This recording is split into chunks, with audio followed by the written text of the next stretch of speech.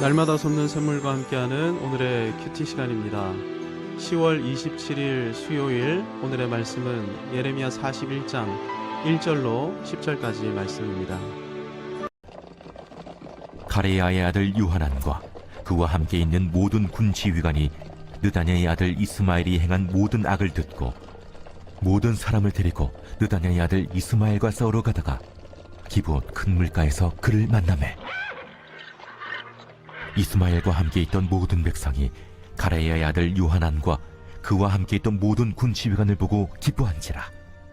이에 미스바에서 이스마엘이 사로잡은 그 모든 백성이 돌이켜 가레야의 아들 요하난에게로 돌아가니 느다냐의 아들 이스마엘이 8사람과 함께 요하난을 피하여 암몬 자손에게로 가니라.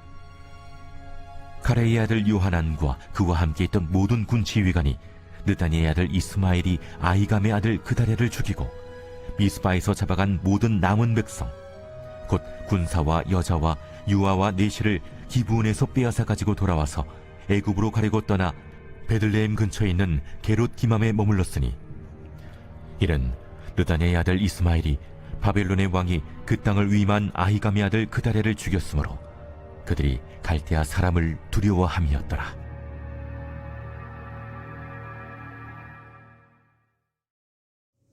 물고기를 잡으려고 갈매기 몇 마리가 바다 위를 떠돌고 있었는데 갈매기 한 마리가 쏜살같이 바다로 돌진하더니 큰 물고기를 낚아챘습니다.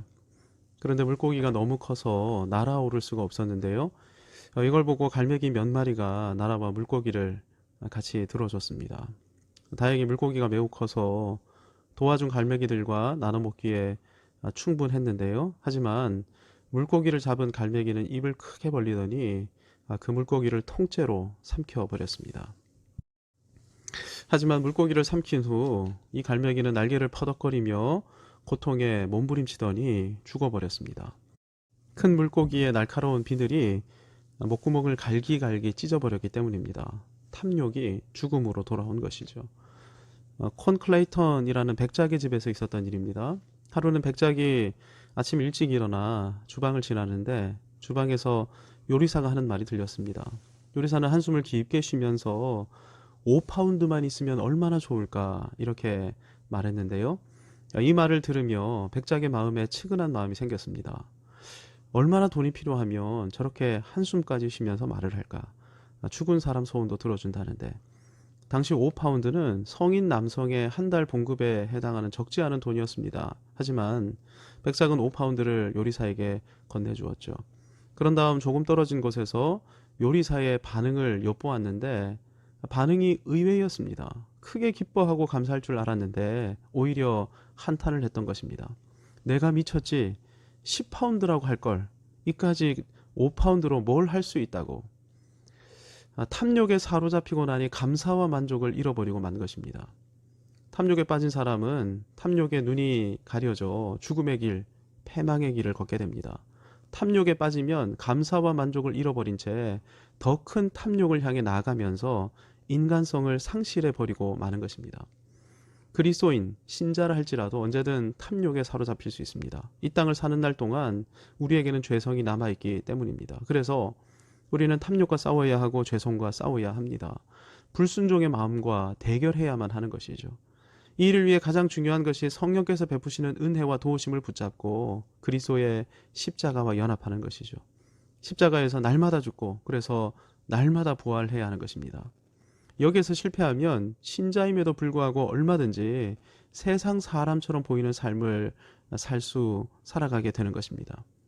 오늘 본문에 등장하는 이스마엘이 이 세상처럼 보이는 신자를 대표하는 사람입니다. 본문 1절에서 예레미야는 이스마엘을 비교적 상세하게 소개합니다. 7째 달에 왕의 종친 엘리사마의 손자요 느다냐의 아들로서 왕의 장관인 이스마엘. 이스마엘은 왕의 종친 엘리사마의 손자였습니다. 즉 이스마엘은 유다 왕족이었던 것인데 이 이스마엘이 어떤 일을 작정하고 벌였는지 예레미야는 1절 하반절과 2절에서 이렇게 소개합니다. 이스마엘이 10사람과 함께 미스바로 가서 아히감의 아들 그다랴에게 이르러 미스바에서 함께 떡을 먹다가 느다냐의 아들 이스마엘과 그와 함께 있던 10사람이 일어나서 바벨론의 왕의 그 땅을 위임했던 사발의 손자 아히감의 아들 그다랴를 칼로 쳐 죽였고, 예레미야 이 진술을 통해 우리는 유다 왕족이었던 이스마엘이 유다가 패망했음에도 왕족의 지위를 유지하려 했다는 사실을 확인할 수 있습니다. 그래서 이스마엘은 10명의 부하를 거느리고 다녔던 것이죠. 내가 유다 왕족이야. 내가 유다를 재건해서 왕이 되면 한 자리씩 마련해 줄 테니까 나에게 충성을 맹세해. 나와 함께 유다 왕국을 재건해 보자고. 유다가 패망한 직후 바벨론의 느부갓네살은 유다 총독으로 사반의 손자 아히감의 아들 그다랴를 임명했습니다. 느부갓네살에 의해 이 사반의 손자 아히감의 아들 그다랴가 총독으로 세워진 것, 하나님의 놀라운 은혜였습니다. 왜냐하면 그다랴의 할아버지 사반이 요시야 시대 성전 수리 도중 대제사장 힐기야에 의해 율법 두루마리가 발견되었을 때 요시야에게 율법을 낭독했던 서기관이었기 때문입니다.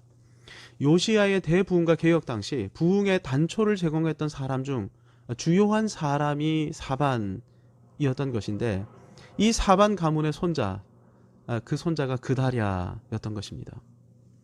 그다랴의 아버지 아히감 역시 요시야 개혁 당시 주요한 인물 중에 한 명이었습니다.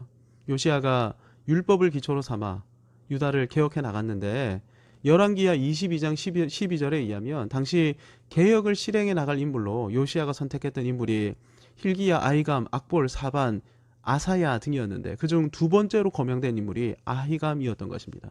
즉 아히감은 아버지 사반으로부터 굉장한 경건과 영성을 물려받은 인물이었던 것입니다. 유다 총독 그다랴의 할아버지가 경건한 사반입니다. 그다랴의 아버지는 경건한 아히감이죠. 그렇다면 그다랴는 어려서부터 여호와 경외하기를 배울 수밖에 없었던 인물입니다. 즉 하나님께서는 패망한 유다이지만 유다에 남아있는 사람들을 경건한 공동체로 묶으시기 원했고, 이러한 섭리 가운데 그다랴를 유다 총독으로 불러 세우셨던 것입니다. 그다랴가 선한 리더십, 경건한 리더십을 펼쳐나갔을 때 그다랴에 관한 소문이 근동 전체로 퍼져나가기 시작했고, 그래서 흩어졌던 유다인들은 그다랴 주변으로 모여들기 시작했습니다. 그리고 그다랴와 함께 하나님을 예배하고 경배하기 시작했습니다. 경건한 공동체가 되기 시작했던 것이죠.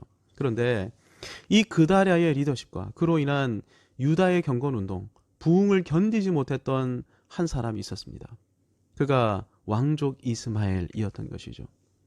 유다 왕족이며 다윗의 후손인 나를 중심으로 유다가 모여야지, 가짜 리더인 저 그다랴 저놈 주변으로 사람들이 모여들다니, 감히 레위 지파가 유다의 통치자가 된다고 놔두고 볼 수가 없겠군. 이스마엘은 이런 굳은 결심을 가지고 자신에게 충성을 맹세했던 10명의 패거리를 이끌고 그다랴에게로 나갔는데 굉장히 가증스러운 모습으로 나갔습니다. 마음을 숨긴 채 친절한 모습으로 웃음을 띠며 함께 식사할 것을 제안하면서 나왔기 때문입니다. 물론 죽일 생각으로 칼을 준비한 채 말이죠. 그리고 식사 자리에서 그다랴를 칼로 암살해버렸던 것입니다. 그다랴의 자리는 내 자리다. 통제되거나 제한되지 않은 탐욕에 사로잡힌 결과 이스마엘은 해서는 안 되는 일을 자행하고 말았던 것이죠. 그래서 그나마 남아있던 유다의 희망의 불씨를 완전히 꺼뜨리고 말았던 것입니다. 하나님의 뜻을 저버리고 거역하고 만 것이죠. 그런데 이 일을 자행했던 때가 언제입니까? 1절을 보면 일곱째 달이라고 시기를 특정하고 있습니다. 이때는 초막절 예배 시간이 다가오고 있던 어느 날이었습니다. 초막절 준비 시기는 이스라엘을 광야 생활로 이끄셨던 하나님을 기억해야 하는 기간입니다.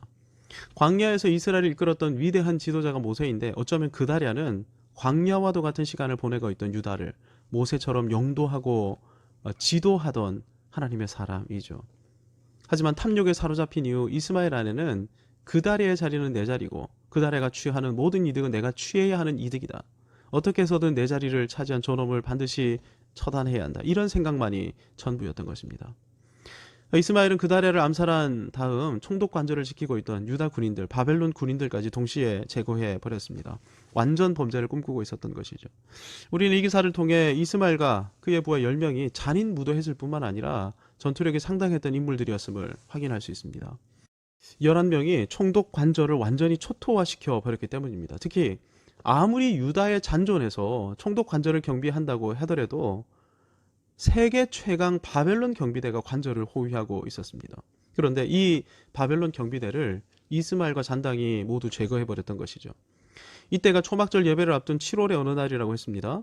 총독 관저가 있던 미스바는 예루살렘 바로 위 북쪽에 위치해 있었는데 마침 초막절 예배를 예루살렘에 드리기 위해 예루살렘으로 향하던 80명, 이 80명의 경건한 사람들이 미스바를 지나치면서 경건한 총독 그다랴를 만나고 싶어 했습니다. 그런데 이들을 내버려 두면 어떤 일이 벌어집니까? 이스마엘의 악행과 쿠데타가 탄로날 수밖에 없죠. 이때 이스마엘은 이들을 향해 연기하면서 이들을 총독 관저로 데리고 갑니다. 그다랴에게 그랬던 것처럼 말입니다. 그리고 잠시 잠깐 필요했던 10명은 남겨둔 채 나머지 70명은 모두 제거해 버리죠. 피도 눈물도 없는 악인들 아니겠습니까? 그런데 이런 사람들이 지금도 교회 안에 존재하고 있는 것입니다. 이스마엘은 미스바 백성을 힘으로 장악해 가기 시작했습니다. 총독 그다랴는 경건한 영성, 탁월한 영성으로 리더십을 행사하면서 남은 유다를 경건한 예배 공동체로 변화시켰지만 이스라엘은 쇠사슬로 징치하면서 공포 통치를 벌이기 시작했던 것입니다. 오늘 저와 여러분 앞에는 두 가지 갈림길이 놓여 있습니다. 그다랴의 길과 이스마엘의 길이 그 길입니다. 그다랴는 경건의 길을 걸으며 수많은 사람들을 하나님의 임재 가운데로 이끌었지만 이스마엘은 탐욕을 위해 아무렇지 않게 경건한 지도자를 죽이고 하나님 나라의 쿠데타를 일으켰습니다. 이스마엘은 그다랴를 바라보며 저놈은 저 자리에 앉을 자격이 없어. 저 자리는 내 자리야. 끊임없이 남과 자신을 비교하고 그래서 비난하고 어떻게든 그 자리에서 그를 끌어내리려 한 인물입니다. 이스마엘이 추종했던 것은 힘, 권력, 탐욕이었고 이걸 얻기 위해 하나님의 사람이라 할지라도 무참히 살육하고 말았죠. 오늘 이 아침에 주신 말씀을 마음판에 새기며 그다랴의 길 걷기를 결단하며 기도하십시다. 특별히 교회를 섬기고 이끄시는 교회의 지도자들, 말씀의 지도자들을 위해 기도하십시다. 이분들이 그다랴 같은 경건한 지도자들이 되게 해달라고. 조만간 차기 정부를 이끌 대통령을 선출하게 될 터인데 그다랴 같은 경건한 지도자가 세워지게 해달라고 이 시간 함께 기도하면서 은혜의 보좌로 나가겠습니다. 하늘에 계신 우리 아버지, 아버지의 이름을 거룩하게 하시며 아버지의 나라가 오게 하시며 아버지의 뜻이 하늘에서와 같이 땅에서도 이루어지게 하소서. 오늘 우리에게 일용할 양식을 주시고 우리가 우리에게 잘못한 사람을 용서하여 준 것 같이 우리 죄를 용서하여 주시고 우리를 시험에 빠지지 않게 하시고 악에서 구하소서. 나라와 권능과 영광이 영원히 아버지의 것입니다. 아멘.